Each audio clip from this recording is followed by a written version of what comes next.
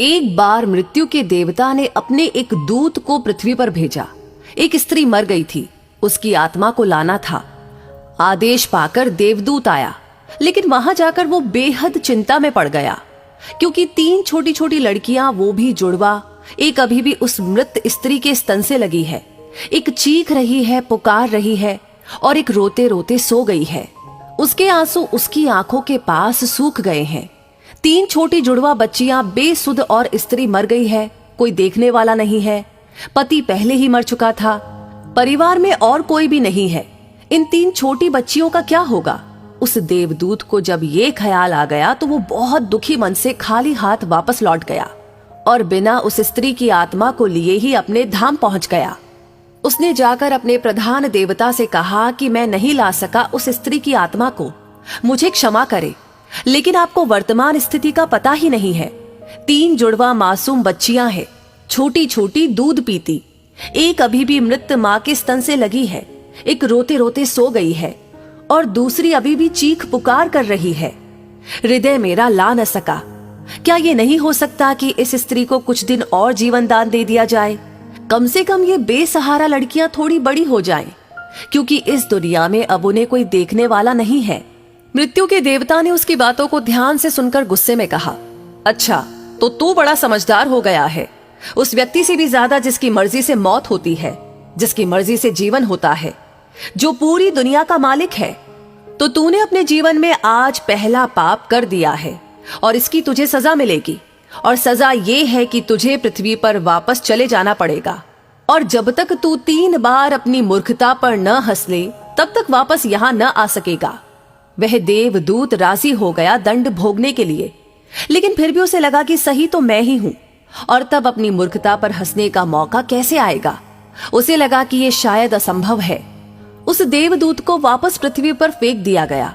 वहीं पास में ही जहां देवदूत बेसुध पड़ा हुआ था, एक मोची सर्दियों के दिन करीब आने के कारण कुछ रुपए लेकर अपने बच्चों के लिए गर्म कपड़े और कंबल खरीदने शहर जा रहा था।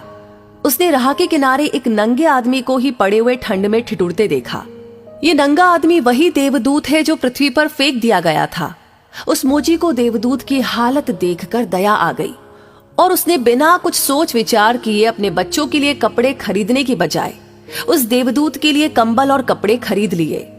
देवदूत के पास न खाने के लिए कुछ था और न ही रहने का कोई ठिकाना। उस पर तरस खाकर मोची ने कहा कि तुम मेरे साथ मेरे घर चलो, और अगर तुम्हें देखकर मेरी पत्नी नाराज भी हो जाए तो बुरा मत मानना, क्योंकि बच्चों और परिवार के कपड़े खरीदने के पैसे मैंने तुम पर खर्च कर दिए। ये जानकर पत्नी जरूर से नाराज होगी, लेकिन फिर सब कुछ दिनों में ठीक हो जाएगा। उस देवदूत को अपने साथ लेकर मोची घर लौटा, लेकिन न तो मोची को देवदूत की सच्चाई का पता था और न ही उसकी पत्नी को। जैसे ही देवदूत को लेकर मोची घर में पहुंचा तो उसकी पत्नी एकदम पागल हो गई, बहुत नाराज हुई, बहुत चीखी चिल्लाई। मोची के घर के माहौल को देखकर देवदूत पहली बार हंसा। उसे हंसते देख अचरज में मोची ने कहा, हंसते क्यों हो भाई, बात क्या है?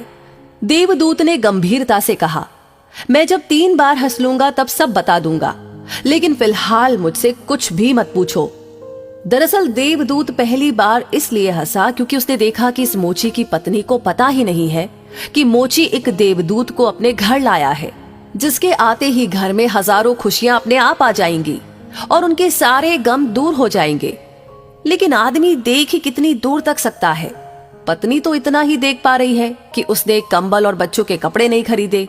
जो खो गया है वो देख पा रही है, और जो मिला है उसका तो उसे अंदाजा ही नहीं है।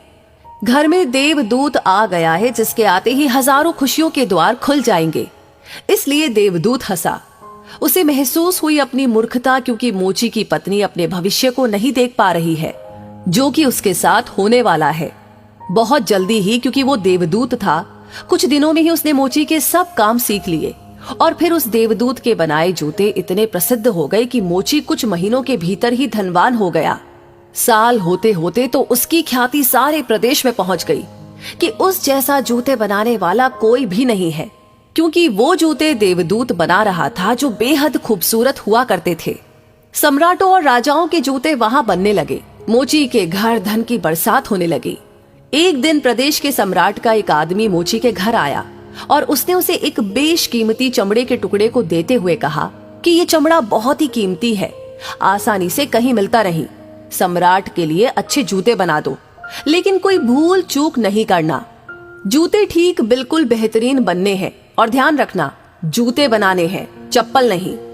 क्योंकि उस दौर में संभवतः रूस में जब कोई आदमी मर जाता है तब उसे चप्पल पहनाकर मरघट तक ले जाता था। मोची ने भी सम्राट के आदमी की पूरी बात को समझकर देवदूत से कहा कि चप्पल मत बना देना, जूते बनाने हैं, स्पष्ट आज्ञा है, और चमड़ा इतना ही है। अगर गड़बड़ हो गई तो हम मुसीबत में फंसेंगे, सम्राट जिंदा नहीं छोड़ेगा। लेकिन पता नहीं उस देवदूत के दिमाग में क्या आया कि उसने एक चप्पल ही बना दी। बाद में जब मोची ने देखा कि चप्पल बनी है तो वो क्रोध से आग बबूला हो गया। वो डंडा उठाकर उसको मारने के लिए तैयार हो गया कि तू हमारी फांसी लगवा देगा, और तुझे बार बार समझाकर कहा था कि चप्पल बनानी नहीं है, फिर चप्पल किस लिए। देवदूत फिर से खिलखिलाकर हंसा। उसे देखकर मोची हैरान हुआ। तभी वही आदमी सम्राट के घर से दोबारा भागता हुआ आया। उसने कहा कि जूते मत बनाना, चप्पल ही बनाना, क्योंकि सम्राट की अभी अभी मृत्यु हो गई है। भविष्य अज्ञात है, सिवाय ऊपर वाले के और किसी को ज्ञात नहीं, और नश्वर आदमी तो अतीत के आधार पर निर्णय लेता है। सम्राट जिंदा था तो जूते चाहिए थे, मर गया तो चप्पल चाहिए।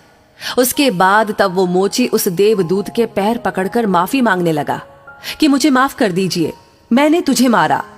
देवदूत ने कहा कि कोई बात नहीं, मैं अपना दंड भोग रहा हूं, इसमें तुम्हारी कोई गलती नहीं। लेकिन वो देवदूत आज दोबारा हंसा था। मोची ने फिर से पूछा उसकी हंसी का कारण। उसने फिर कहा कि जब मैं 3 बार हंस लूंगा तो सब बता दूंगा। दरअसल वो देवदूत दोबारा इसलिए हंसा कि भविष्य किसी को ज्ञात नहीं है, फिर भी लोग असीमित आकांक्षाएं, ईर्ष्या, घृणा, द्वेष रखते हैं जो कि पूरी तरह व्यर्थ है। फिजूल की लालसा व लोभ करते हैं जो कि कभी पूरी नहीं होती। हम याचक की तरह मांगते हैं जो कभी नहीं मिलता, क्योंकि कुछ और ही मिलना तय है। हमसे बिना पूछे हमारी नियति घूम रही है, और हम व्यर्थ ही बीच में शोरगुल मचाते हैं, चिंता करते हैं, परेशान होते हैं। चाहिए चप्पल और हम जूते बनवाते हैं।